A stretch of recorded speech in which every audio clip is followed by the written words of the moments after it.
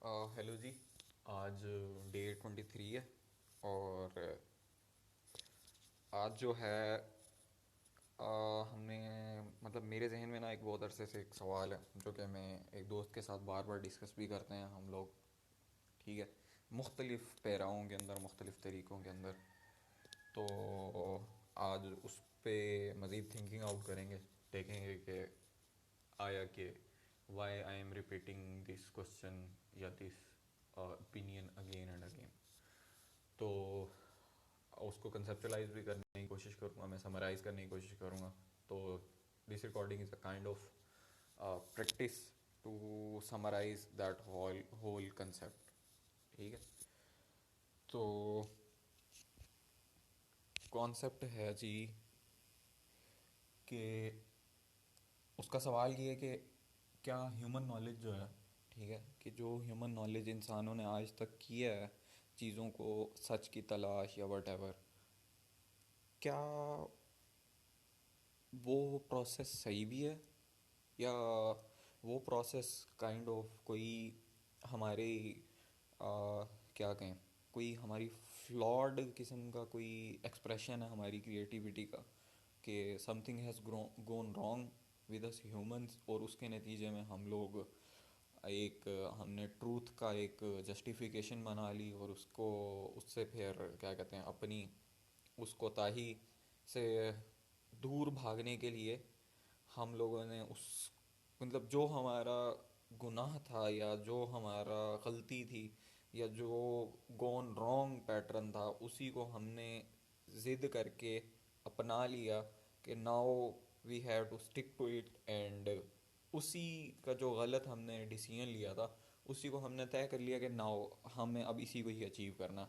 और फिर वो इतना इंटीग्रेट होता चला गया हमारी कॉन्शियस मतलब शऊरी वजूद के साथ कि मतलब हम उसके अलावा अपने मतलब हम कब कहते हैं जी व्हाट इज़ नॉलेज। तो knowledge is about knowing the facts there, कि भाई असल में हकीकत है क्या, यही इल्म है। ठीक है।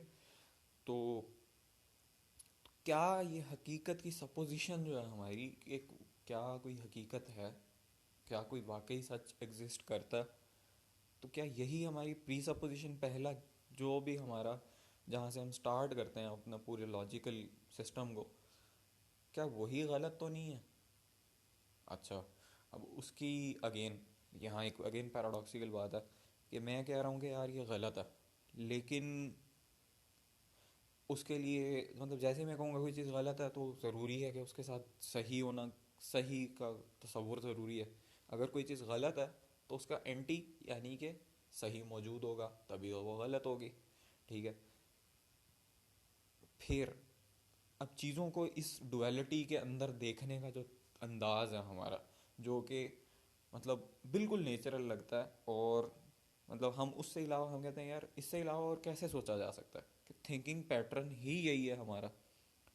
तो जब थिंकिंग पैटर्न ही यही है तो मतलब अगेन अगर मैं कह रहा हूँ कि यार ये हमारा थिंकिंग पैटर्न ही गलत है, ठीक है, कि ये जो डुअलिटी वाला पैटर्न है ये रियलिटी में एग्जिस्ट नहीं करता। ठीक है। एक तरफ मैं कह रहा हूँ कि रियलिटी का कॉन्सेप्ट तो मेरे पास for the lack of terms I am using the term again, कि जो रियलिटी है उसको इस तरह डुअलिटी के अंदर तकसीम करके देखने का अंदाज ही हमारा गलत है। ठीक है। अब ये मैंने दावा कर दिया। अब अगेन फिर मैं कहूँगा कि यार अब इस दावे को अमूमन कि जी प्रूव किया जाए। फिर मैं कहूँगा कि अब ये जो प्रूव करने वाला तरीकाकार है ये भी गलत है। ठीक है। तो मैं हर उस चीज़ को निगेट कर दूंगा कि जो मुरवजा है, और इस दावे के ऊपर चूंकि ये मुरवजा चीज़ ने आज तक काम नहीं किया है, ह्यूमन प्रॉब्लम जो भी, अब वो वाकई ह्यूमन प्रॉब्लम एग्जिस्ट करता है या वो क्रिएटेड है हमारा, हमसे खुद हमने खुद पे वो तारी किया हुआ है, तो उसको क्या कहते हैं मतलब उसकी कोई रेजोल्यूशन पॉसिबल भी है या नहीं। ठीक है। तो खैर मुझे लगता है कि I am back to square one. तो इसको दोबारा से फिर रीथिंक करने की कोशिश करते हैं कि असल मसला है क्या, कि जिसको मैं पिन पॉइंट करना चाह रहा हूँ। तो वो मसला है। वो मसला क्या है कि मसला ये है कि यार, हम्म, क्या हम, क्या एज ए ह्यूमन बीइंग मैं कोई सही सही अगेन लफ्ज़, क्या एज अ ह्यूमन बीइंग मैं, जो कि मुझे एज अ ह्यूमन बीइंग होना चाहिए, क्या मैं वो हो सकता हूँ? ठीक है, जो human being, ideal human being है। अगेन ये आइडियल वाली कॉन्सेप्शन में इस सारे मतलब वो प्लाटो वाली उस पूरी डोमेन में नहीं जाना चाहता हूँ, लेकिन अब चूंकि इमेजिनेशन और जहाने मानी ही उस तरह से मेरा डेवलप हुआ है तो मैं वही चीज़ें यूज़ कर रहा हूँ। लेकिन अगेन बात समझने की ये है कि क्या human being as a human being exist कर सकता है? ठीक है, अच्छा अगर तो वो कर सकता है, तो वो कैसे कर सकता है? ठीक है, अब इस सवाल का जवाब मेरे ख्याल में मिलेगा कि अभी तक उसने क्यों नहीं किया वैसे एग्जिस्ट, क्या रुकावटें थी, क्या चीज़ें, हर्डल्स हैं कि जो ह्यूमन बीइंग के पोटेंशियल को रियलाइज होने से रोक रही हैं, उस पर रोक लगा रही हैं, या अगर वो ह्यूमन पोटेंशियल किसी टैंक के अंदर है तो वहाँ से उसकी लीकेज जा रही है और वो अपने फुल वर्किंग पे ऑप्टिमम उस पर आ नहीं पा रहा है। तो मेरे ख्याल में सबसे पहले जहाँ से काम स्टार्ट होता है तो वो हमारी परसेप्शन से स्टार्ट होता है। ठीक है, जब परसीव तो हमने कर लिया, लेकिन परसीव करके अब उसको कंसेप्चुलाइज अगला काम हम करते हैं। ठीक है, हम उसके सिंबल्स बनाते हैं, हम उसे लैंग्वेज के अंदर प्रोसेस करते हैं और फिर उन सिंबल्स के सहारे हम लोग माहौल में ऑपरेट करते हैं।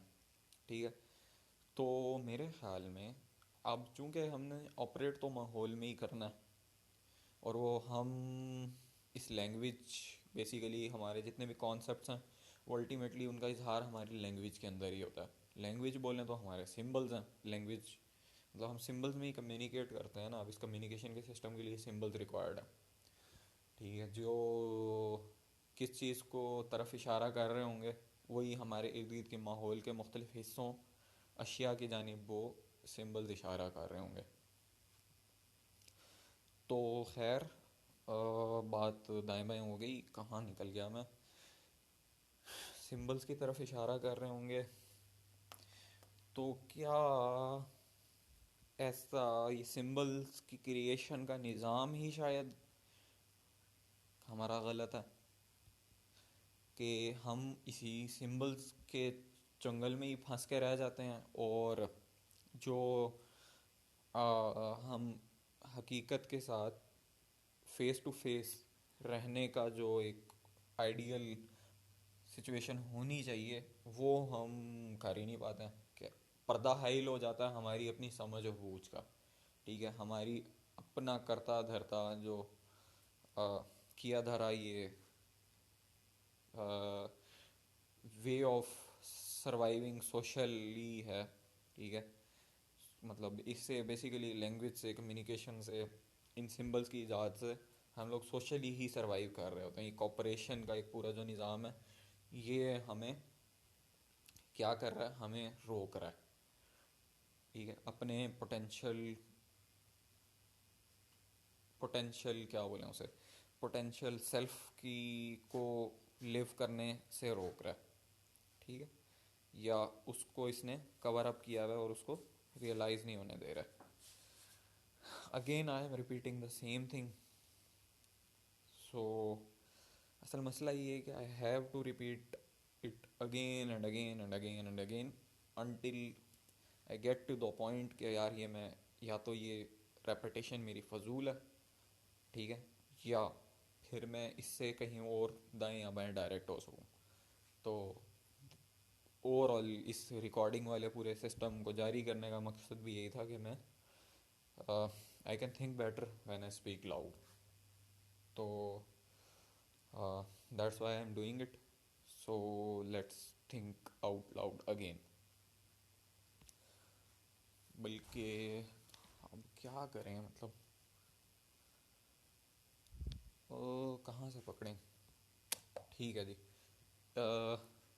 हमने परसेप्शन, उसके बाद कंसेप्चुलाइजेशन का हमारा निज़ाम कहीं उसमें गड़बड़ हुई, कहीं फ्लॉ आया, तो उसके नतीजे में जो रिज़ल्ट्स प्रोड्यूस हुए, ठीक है, उन्होंने वही जो हमारा मीन्स टू एंड था, मतलब जो ज़रिया था हमारे उस हकीकत तक पहुंचने का, अपने बेहतर सर्वाइवल का, अपनी बेहतर एग्जिस्टेंस का, वही कम्युनिकेशन ही, वही कंसेप्ट ही हमारा एंड बन गए। ठीक है, हम उन्हीं में उलझ के रह गए।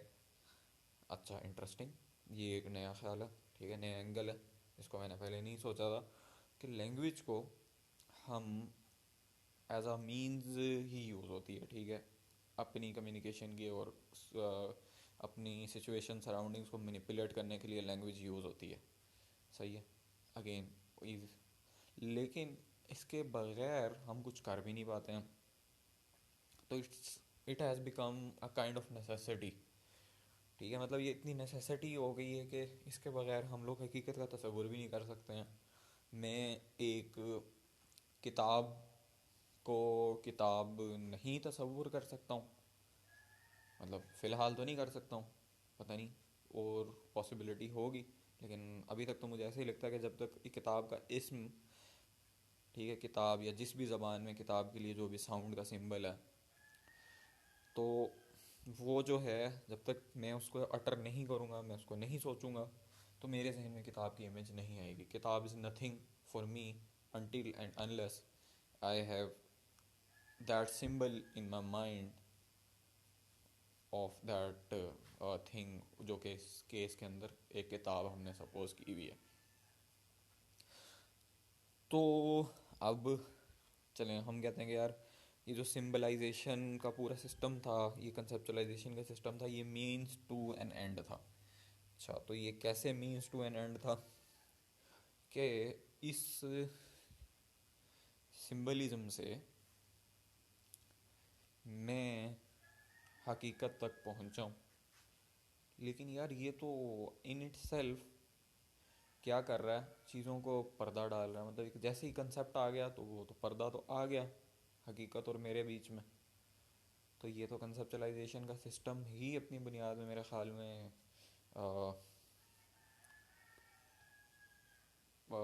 गोन रॉन्ग है, ठीक है, करप्टेड है। देन व्हाट, तो फिर यहाँ पे क्या है, फिर क्या होना चाहिए था, मतलब अब पता नहीं, अब मेरे जहन में फिर वही ओरिजिनल सिन वाला ऐसे, मतलब मुझे आज ओरिजिनल सिन का, क्रिश्चियनिटी का ना ओरिजिनल सिन वाला कॉन्सेप्ट, मतलब ठीक है सुना हुआ है लेकिन समझ नहीं आया। लेकिन अब मुझे ना हल्की हल्की पता नहीं ऐसे वो हो रही है, फील हो रही है कि शायद वो जो आदम के फल, नॉलेज के फल को वो लोग कहते हैं, तो शायद उसके पीछे यही वाली थिंकिंग पैटर्न में भी रिजाइड करता है कि यही कंसेप्चुलाइजेशन का सिस्टम जब आदम ने स्टार्ट कर दिया, तो उसने जो है वही फल खा लिया, मतलब वो हकीकत को इस तरह से, मतलब हकीकत में तो शायद वो पहले भी ज़िंदा था। Nice proposition. यार हकीकत में तो आदम पहले भी ज़िंदा था ना, ठीक है, जन्नत में, वोट एवर जो भी कहानी है, लेकिन उस एक एक्ट के बाद कुछ ऐसी तब्दीली वाक़ई हुई कि आदम जो है नाउ उस हकीकत जिसमें कि वो पहले ज़िंदा था, उसमें वो एग्जिस्ट नहीं कर सकता था। Now he has to be thrown in to the world, ठीक है, अगर हम थ्रोन ना भी गए तो now he has to change the territory to live upon. अच्छा, जिस टेरिटरी के अंदर अब जो उसने पैटर्न इख्तियार किया है, जो उस टेरिटरी के अंदर सुटेबल हो उसकी एग्जिस्टेंस के लिए, तो अगेन ओरिजिनल सिन अगर फ़र्ज़ करें आदम ना करता, तो इंसान जो है वो उसी माहौल में ही एग्जिस्ट करते रहते। अच्छा, ओरिजिनल सीन के बाद फिर अब यहाँ पे ना एक आदम और हव्वा, मतलब अब ये जेंडर वाली जो मसला है, ये भी अजीब है कि वाई टू जेंडर्स ओनली। ठीक है, अब यहाँ मैं LGBT वालों को, sorry, I don't care about them. फजूल बात है, मतलब जेनेटिकली या मेल है या फीमेल है, ठीक है। अब वुमन या मैन कहें या उसे टू टू और इसको टाटा कहें या जो मर्जी कहते रहें आप, ठीक है, जो आपका दिमाग ख़राब है वो करते रहें, लेकिन biologically they have to couple it and then they have a new being. अच्छा, मतलब अब ये मेरे जहन में इसलिए ख्याल आया कि भाई मतलब उसके बाद कहानी में ये है कि आदम और हव्वा ने एक दूसरे को देख लिया और वो शर्मसार हुए, ठीक है। अब शर्मसार हुए या नहीं हुए, लेकिन बहरहाल जी to they have a realisation that now they have to couple it and have children, ठीक है।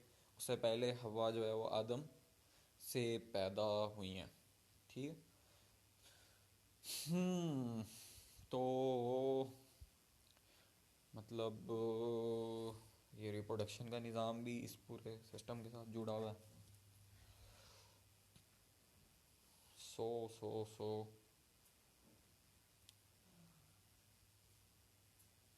तो कुछ ऐसा, ये कंसेप्चुलाइजेशन का निज़ाम ऐसा है कि इसकी बुनियाद के ऊपर पूरी सराउंडिंग्स को इसके हिसाब से एडजस्ट होना पड़ा है।